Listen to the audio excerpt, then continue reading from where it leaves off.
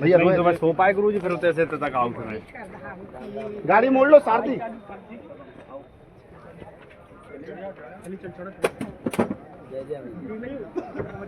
भैया राम राम।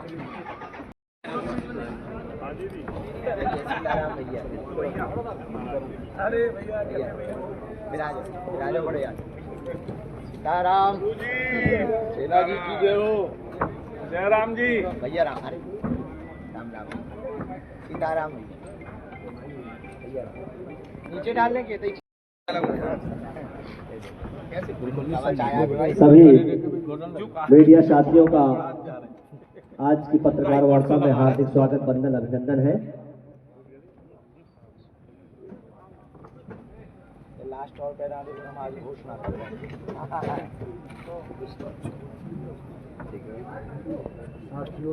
चाय तुम लाइव सो आ गए। अब आ जाओ, हमें दिन सो दिखाएंगे।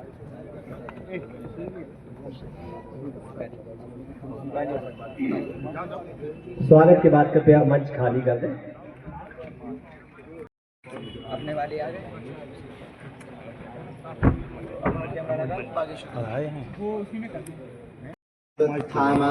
व्यासो हनुमानस्य विभीषणः कृपा परशुरामस्य सत्कृते।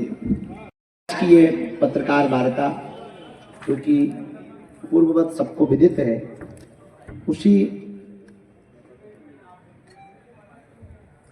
संदर्भ में, पदयात्रा के संदर्भ में यह प्रेस कॉन्फ्रेंस की आज की चर्चा रखी है। हमारा भारत अद्भुत देश है, यात्राओं का देश है। सबको राम की वनवास की यात्रा पता होगी कि रावण जैसे आतताई का वध हुआ।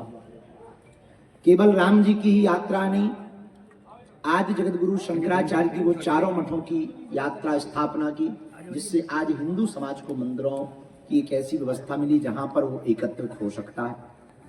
केवल आदि जगत गुरु शंकराचार्य भगवान भर की यात्रा ही नहीं, पांडवों की वो 12 वर्ष की अज्ञातवास की यात्रा भी थी, जिससे उन्होंने महाभारत के समर पर विजय प्राप्ति के एक योजनाबद्ध तरीके को पाया।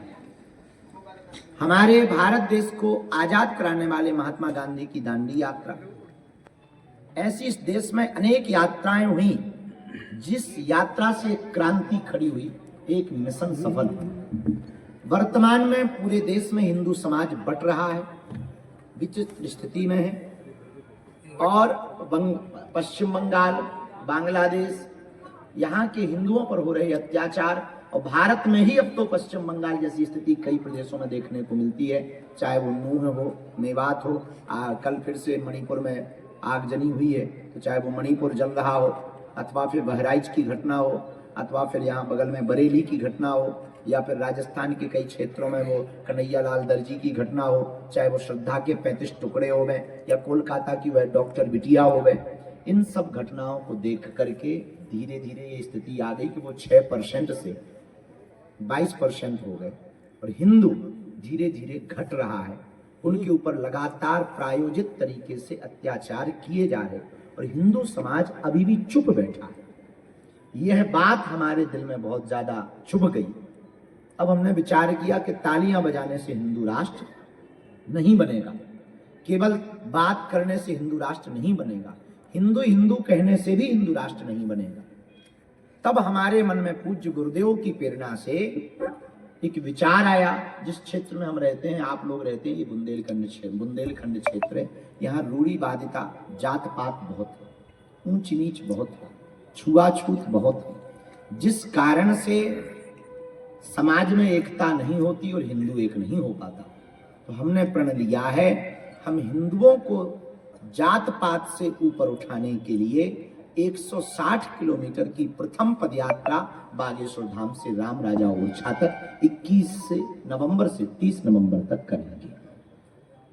ये प्रथम यात्रा इसलिए हमने कही है कि अब ये संकल्प हमारा रुकना है तब तक जब तक लक्ष्य की प्राप्ति नहीं हो जाए। लक्ष्य हमारा सिर्फ इतना है, जात पात में बटे हुए हमें हिंदुओं को एक करना। एक बात हम पहले ही आपको क्लियर कर दें, यह शोभा यात्रा नहीं है, पद यात्रा है।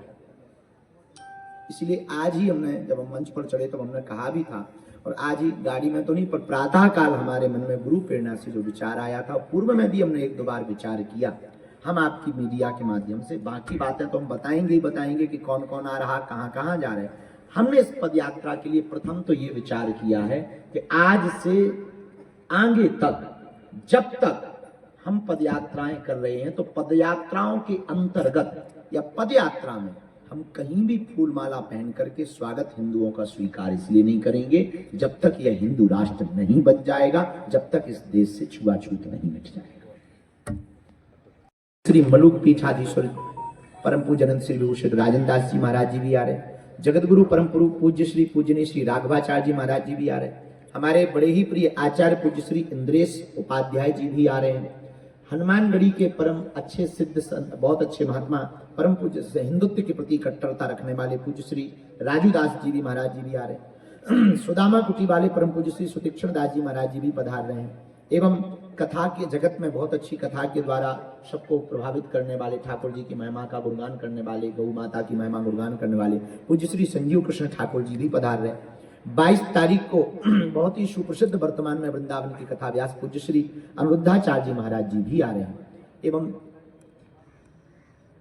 25 तारीख को परम पूज्य अनंत श्री विभूषित पूज्य श्री वल्लभाचार्य जी महाराज जी भी आ रहे हैं। एक दिन परम पूज्य श्री गोरीलाल कुंज वाले महाराज जी भी पधार रहे हैं। एक दिन परम पूज्य श्री बद्रीनाथ वाले हमारे बहुत ही प्रिय यज्ञ सम्राट परम पूज्य श्री बालक दास जी महाराज जी भी आ रहे हैं।